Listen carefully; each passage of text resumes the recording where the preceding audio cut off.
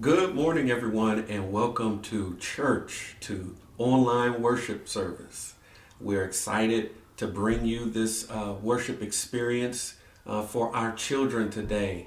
I hope you enjoy it, and we've got a lot of exciting lessons for you coming up in the future. We're excited for you to hear from our teachers over the next couple of weeks. You'll hear from Deacon Savage, you'll hear from Sister Tiara Nibbs and Sister Michelle Scott. So they have prepared awesome lessons for you guys. So make sure that you're engaged, talk to your parents about it, let us know if you have questions or other topics that you want to see, and we'll make this experience whatever you want it to be. And there will be some opportunities for you to send in some videos so that we can air them on our online worship experience. All right, enjoy. Super excited for you guys. Hello and welcome to New Liberty Youth Sunday Services. I'm Tiara and it's great that you tuned in. We will be taking a journey through the stories of the Bible, and at the end, you will have an activity for your at-home hands-on learning. Now, grab your pencil and some paper and let's dive into the stories. God's story, Elijah. So part of God's story is about a guy named Elijah, and it goes like this. Elijah's job was to talk to God and tell God's special family, the Israelites, what God said. So he was called a prophet. Unfortunately, the rulers of Israel were King Ahab and his wife Jezebel. They were the most wicked leaders Israel had ever had, and they didn't care what God had to say. They made Elijah's job really hard, but just wait until you see what God did for him. See, Ahab and Jezebel worshipped Baal instead of God. Baal was a false god, an idol. Kids, an idol is anything that gets the attention we should be giving God. Money, stuff, or even people can be idols. And when Ahab and Jezebel worshipped Baal, they turned a lot of God's family away from God too. But here's the thing, God wants all of our worship and love, and he totally deserves it. So God sent Elijah to tell Ahab and Jezebel that it wasn't going to rain for a while. There wouldn't even be dew. That means crops wouldn't grow. So the Israelites would run out of food. Then they would think Baal was angry, and they'd blame Ahab. When the king heard Elijah's message, he was furious. He wanted to kill Elijah.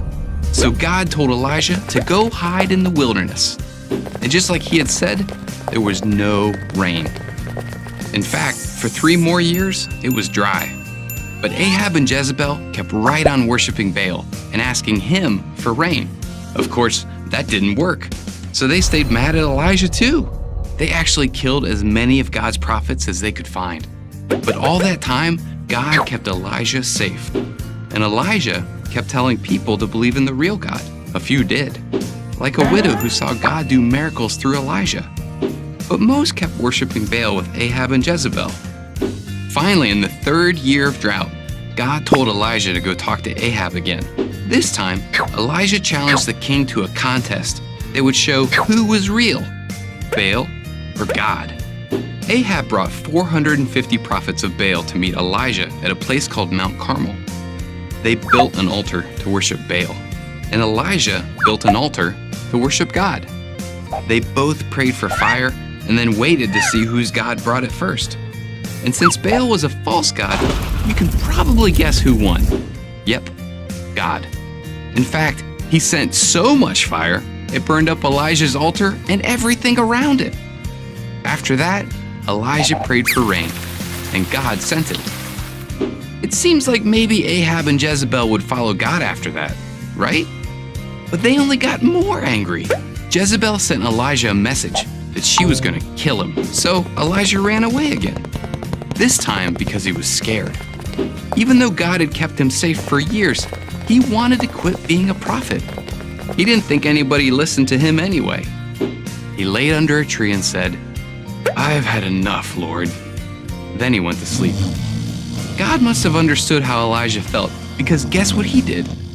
First, he sent an angel to cook Elijah some bread. Then God let Elijah see him.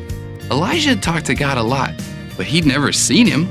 While Elijah was waiting for God, he saw a windstorm, then an earthquake, then a fire pass him by. But God wasn't in any of those. Then he heard a gentle whisper. There Elijah had spent his life obeying God, even though people wanted to kill him for it. But guess what? Ahab and Jezebel never could kill Elijah. Actually, Elijah didn't die, not even of old age. Instead, God sent a chariot of fire, and Elijah rode it right up to heaven. We don't know exactly how that happened, but it did. God didn't make Elijah's job easier, but he did take care of him. And in the end, Elijah got to be with his God, the real God, in heaven. And that's the story of Elijah. So in case you missed it, here's the quick version.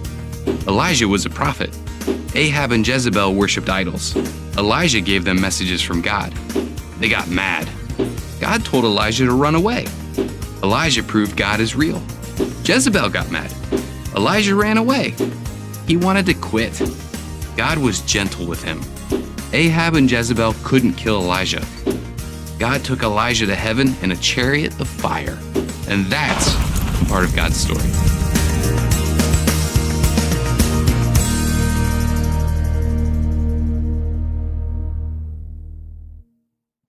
Wow, that was amazing. Did you take notes? I did, and I learned a lot too. Feel free to tell your friends about our weekly journeys through the Bible. Don't forget, do your activities. I would love to see you next week. See you later.